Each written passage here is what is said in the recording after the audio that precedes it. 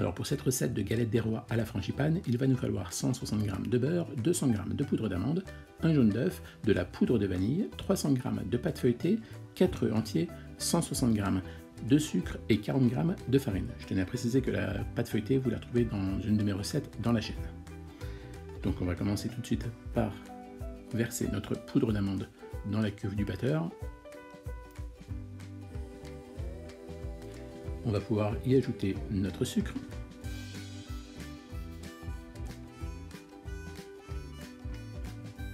Ainsi que notre farine.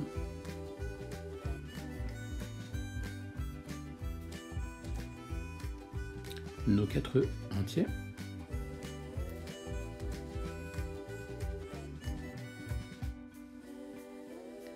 Notre beurre à température ambiante, donc légèrement pommade.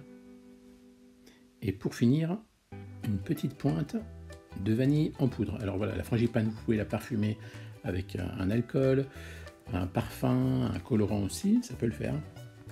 Voilà, donc moi là j'opte pour une frangipane assez classique, parfumée donc à la vanille.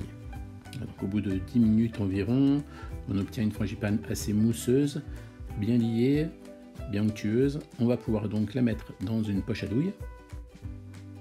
Voilà, si ce n'est pas encore fait, je vous laisserai vous abonner à ma chaîne, partager, liker et activer la petite cloche pour ne louper aucune recette.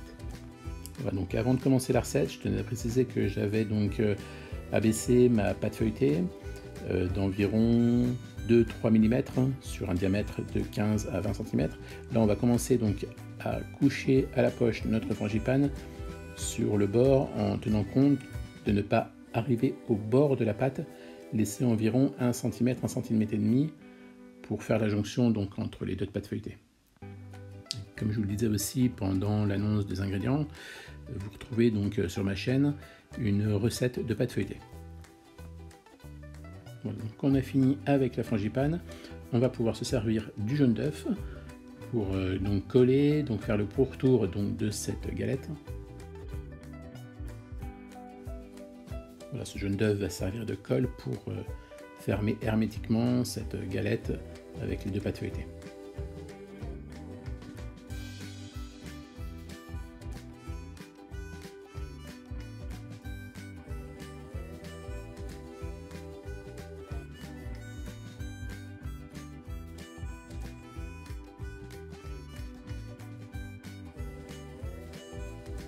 Sans oublier un des ingrédients principaux de la galette, 2 fèves, donc à disposer comme bon vous semble.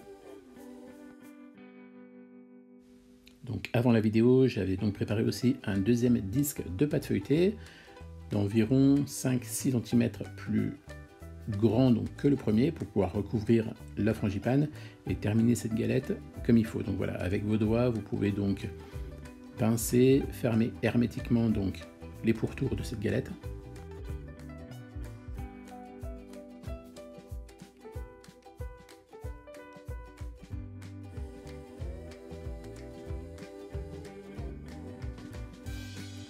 On va pouvoir se servir donc du jaune d'œuf pour dorer.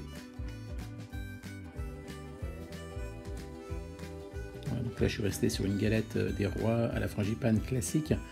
Vous pouvez donc changer, donc à la place de la poudre d'amande, mettre de la poudre de noisette, mettre quelques pistaches ou la parfumer avec des pépites de chocolat.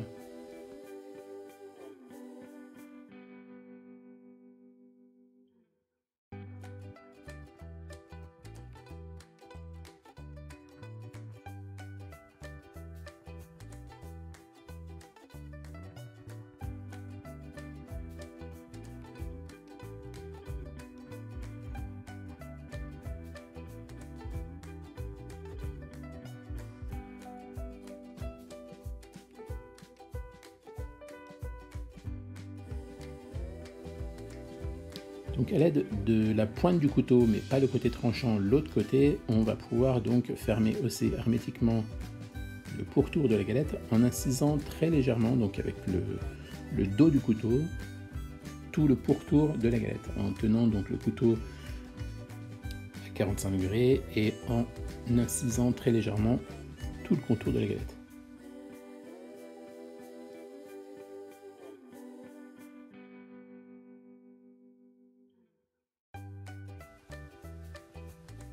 très important aussi, on va inciser, faire un petit trou, donc style cheminée, pour extraire lors de la cuisson toute la vapeur que la galette produira. Voilà, donc la galette pourra donc sécher et non se ramollir à cause de la vapeur à l'intérieur. Pareil avec la pointe d'un couteau, on va finir donc la déco. Là j'opte pour un striage classique. On va pouvoir faire aussi des styles de fleurs, un peu les décos que vous voulez. Et voici donc, après 35 à 40 minutes de cuisson, ma galette des rois à la frangipane. N'hésitez pas à vous abonner, partager, liker, et à très bientôt. Bon appétit!